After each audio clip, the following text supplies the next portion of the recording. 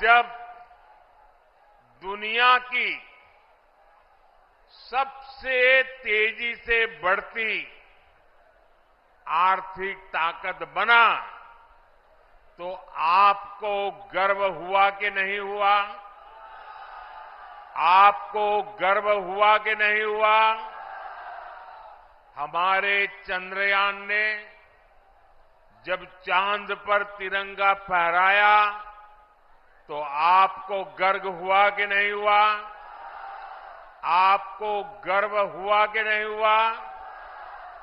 भारत में हुए भव्य G20 सम्मेलन की पूरी दुनिया में वाहवाही हुई, प्रशंसा हुई। आपको गर्व हुआ कि नहीं हुआ? कभी कांग्रेस सरकारें दुनिया से मदद मांगती थी, लेकिन कोरोना के महासंकट में भारत ने पूरी दुनिया में दवाइयां भेजी, वैक्सीन भेजी। ये सुनकर आपको गर्व हुआ कि नहीं हुआ? दुनिया में कहीं भी युद्ध का संकट आया, हम एक एक भारतीय को सुरक्षित वापस लाए। अफगानिस्तान से गुरु ग्रंथ साहब के पवित्र स्वरूपों को भी पूरी श्रद्धा से भारत लाए। आपको गर्व हुआ कि नहीं हुआ? साथियों, जब देश मजबूत होता है तो दुनिया उसकी सुनती है। आप मुझे बताइए, दुनिया में भारत का डंका बज रहा है कि नहीं बज रहा है?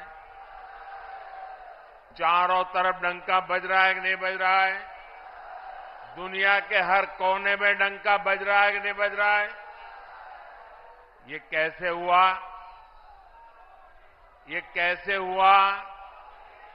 ये किसने किया? ये कैसे हुआ?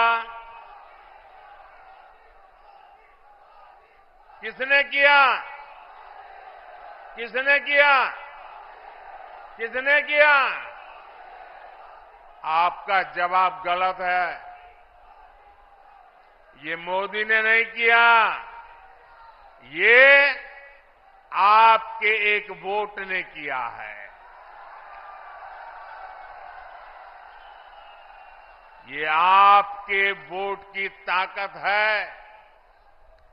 आपके एक वोट से मजबूत सरकार बनी, निर्णायक सरकार बनी, सशक्त सरकार बनी, काम करने वाली सरकार बनी।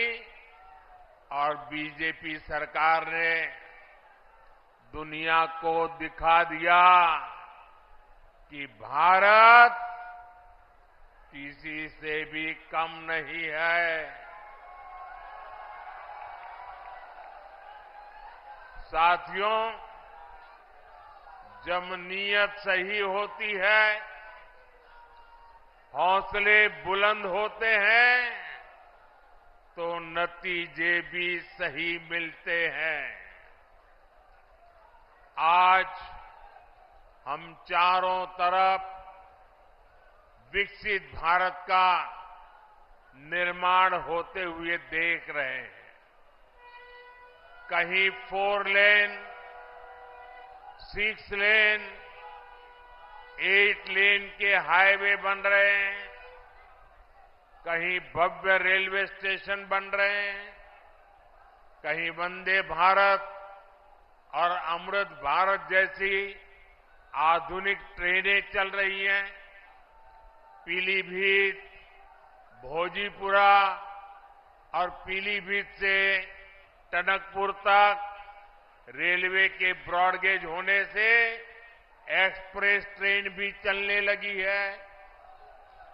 धनारा घाट पर 250 करोड़ की लागत से पुल बनाने का काम भी शुरू होने वाला है।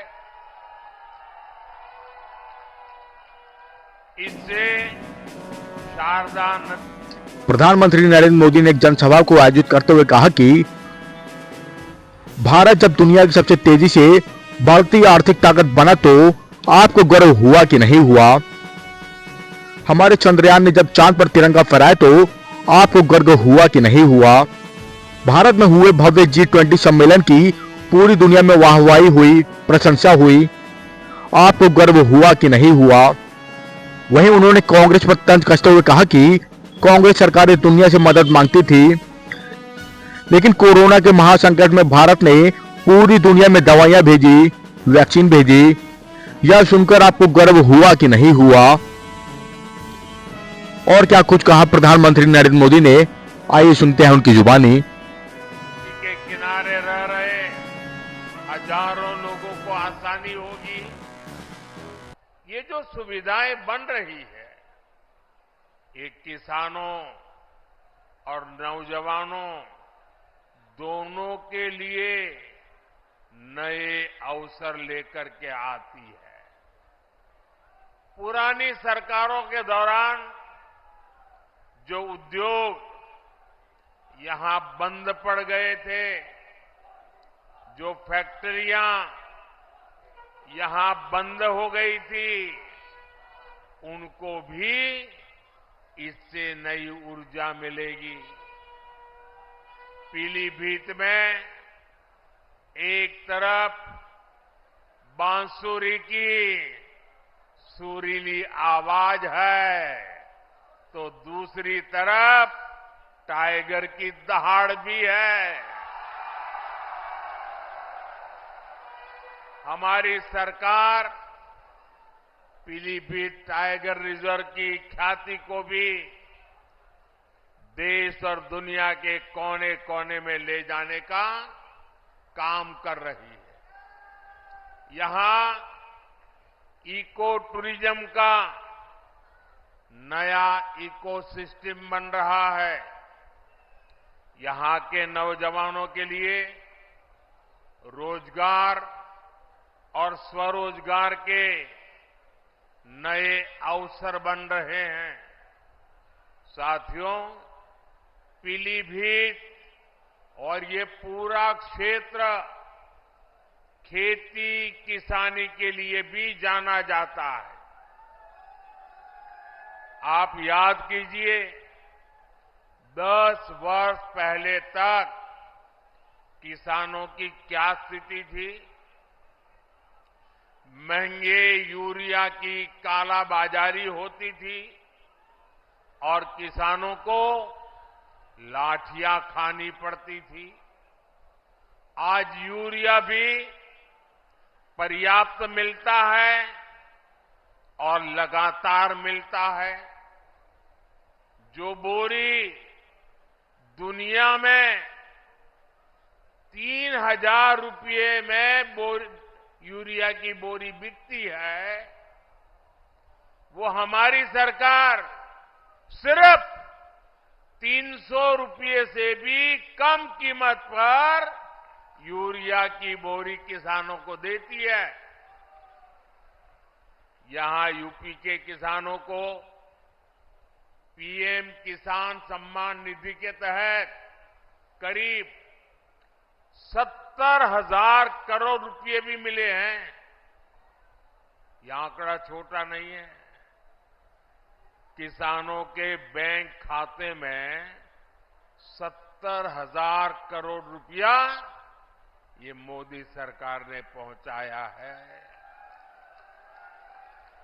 और इसमें से करीब 850 करोड़ रुपये यहां पीलीभीत के किसानों के बैंक खाते में पहुंचे हैं।